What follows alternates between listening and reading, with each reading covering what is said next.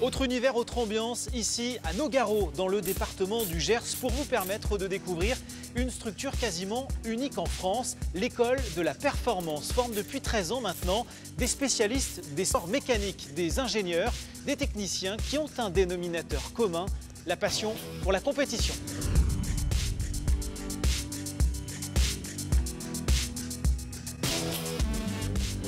C'est bon. Allez. Bonjour Thierry. Bonjour. Et merci de nous accueillir chez vous, dans cette école de la performance que vous avez créée il y a 13 ans, c'est ça? Oui, mars 99, en effet. Vous formez à quel métier ici? Ici, on forme au métier de la compétition automobile, donc technicien, mécanicien, et on spécialise aussi les ingénieurs. Ça veut dire mécanicien, technicien, c'est ça? Oui, c'est des mécaniciens, c'est ceux qui vont effectuer l'assistance des véhicules et la préparation des véhicules. Le terme de technicien, simplement parce que notre formation est validée par un diplôme de technicien homologué. Mécanicien auto, moto, les deux? Les deux, bien sûr. Moto, on a à peu près un tiers des effectifs qui sont en moto et les 2 tiers donc d'une quarantaine de personnes qui sont en automobile. Vous recrutez à quel niveau? Est-ce qu'il faut déjà avoir un bagage en mécanique suffisant pour venir chez vous? Un bagage en mécanique, oui, il est préférable. On recrute au niveau bac avec mention pour ceux qui sortent de l'école. Ça peut être un bac scientifique, mais bien entendu, on a des préférences pour des bacs techniques.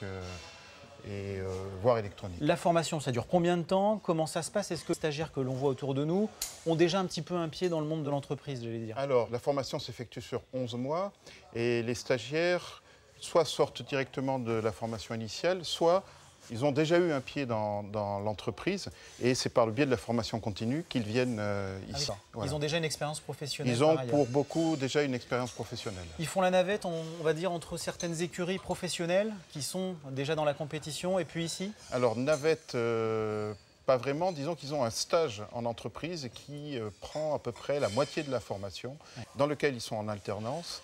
Et ce stage, il effectue dans une écurie ou dans une entreprise sur toute la durée du championnat. Ça veut dire que pour suivre la formation, il faut être d'attaque pour travailler, j'allais dire les week-ends, les jours fériés, les vacances. Ça veut dire que quand on veut suivre la formation, la première chose qu'il faut avoir, c'est une passion énorme pour les sports mécaniques. Et on va utiliser cette passion justement pour sacrifier, j'allais dire, tout ce qui est temps libre. Mais bon, sachant que pour les passionnés, être au bord d'une piste, même un dimanche, c'est un vrai plaisir. Il ne faut pas compter 16 heures, on est d'accord. On ne compte pas 16 heures. Combien ça coûte très rapidement? Parce que 11 mois avec tout le matériel que l'on voit ici. Alors, le coût de cette formation est de l'ordre de 11 500 euros. Il y a 13 stagiaires qui sont financés par Midi-Pyrénées. Ouais, par les régions, hein, par les régions qui ont compétence en matière de formation professionnelle. Voilà. Que deviennent vos stagiaires en règle générale une fois la formation effectuée? Ils ont du mal à trouver du boulot ou finalement ça va vite? Jusqu'à aujourd'hui, non. Ça va assez vite. Vous avez beaucoup de demandes de la part des écuries professionnelles qui viennent toquer à votre porte? On a plus de demandes qu'on ne peut fournir de stagiaires formés. Et pour les stages en entreprise, par exemple, c'est très simple, on a le double de demandes. Thierry, on se retrouve dans un instant sur le circuit de Nogaro qui est juste à côté.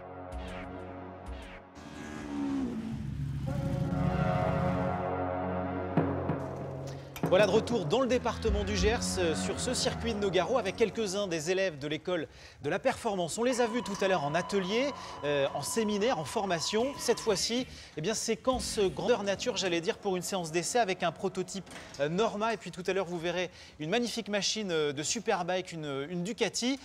Thierry, ce matin, c'est quoi l'exercice, j'allais dire, imposé pour vos élèves? Donc l'exercice imposé, la voiture était en configuration pluie. Et vu l'évolution de la météo, maintenant on est en train de passer pour faire des essais sur le sec, donc avec un changement de configuration d'aileron et une intervention sur les suspensions. Depuis que l'école existe, depuis 13 ans, est-ce que vous avez le sentiment que les élèves ont changé dans leur façon d'aborder ce métier? Oui. Qu'est-ce qui a changé? Ce qui a changé, c'est actuellement les nouvelles générations travaillent beaucoup sur les jeux vidéo. Et ils sont assez surpris de la réalité physique de la mécanique et des problématiques réelles qui peuvent se poser sur un véhicule de course au bord d'un circuit. Jouer sur une console de jeu... c'est complètement différent.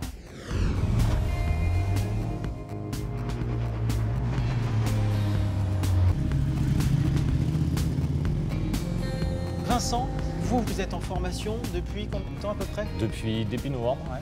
Vous êtes originaire de Nogaro du Non, tout? je suis de l'Ardèche, donc du sud-est. Donc ça fait un petit voyage pour venir jusqu'ici. Comment vous gérez cette formation depuis le début de l'hiver finalement? Vous avez coupé tout avec votre famille, vos amis? Finalement, oui, on se coupe un peu du monde en rentrant dans cette formation parce qu'on est tellement pris par le jeu qu'on ne se rend pas compte.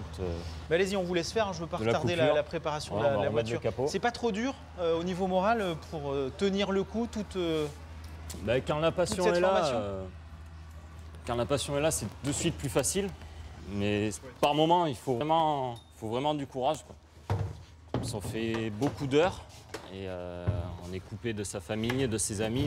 Qu'est-ce qui vous a surpris peut-être en arrivant sur cette école? S'il y a des choses qui vous ont surpris? Le professionnalisme. Ouais. C'est vrai qu'on doit toujours être au top, on n'a pas le droit à l'erreur. Et ça, c'est assez surprenant dès le début. On vous met la pression? Parce qu'il y a le résultat au bout le week-end quand même, il faut que le pilote aille vite. Il faut que le pilote aille vite, que la voiture soit parfaite et c'est vrai que ça fait une bonne pression à gérer, quoi. Ouais. Donc on n'a pas le droit à l'erreur à ce moment. Pour vous, la formation se termine quand?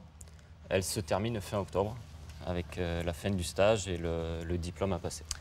Avec peut-être un boulot au bout, un CDI? J'espère. Ouais. C'est facile, vous sentez que c'est jouable? Il y a du travail, après il faut être bon pour être pris dans le milieu. Merci beaucoup, on vous laisse continuer, terminer la préparation. Thierry, deux mots pour terminer. D'abord, on ne voit pas de filles dans votre équipe. Est-ce que les demoiselles sont acceptées à l'école de la performance? Alors bien sûr qu'elles sont admises. Nous en avons chaque année. Nous en avons une cette année qui est en moto. Et notamment, nous avons une fille qui est devenue célèbre parce qu'elle est championne du monde chez Exis Racing. D'accord. C'est Élise qui a la responsabilité d'une voiture. Donc ça, c'est une fierté quand même. Ça, c'est une sacrée fierté et elle nous le rend bien.